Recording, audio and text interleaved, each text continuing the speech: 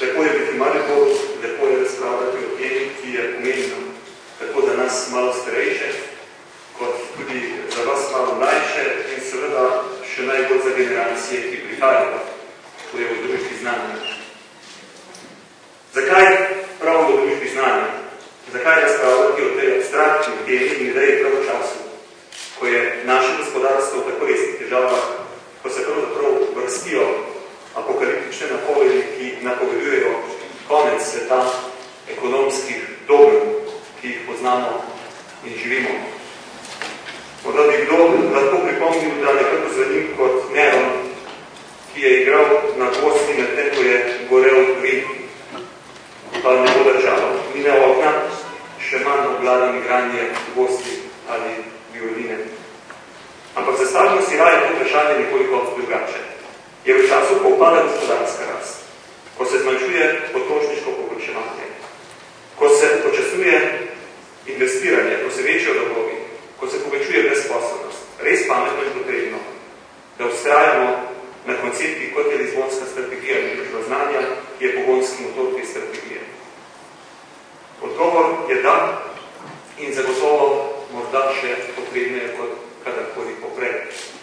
Gospod komisar, je kriza tale globalna, ki je zajela svet, dala Evropi zdaj možnost, da na področju tehnologije, znanosti, razvoja dohiti Ameriko? Ja, kriza sama kot taka pomeni določeno nujnost prestrukturiranja. To je nujno.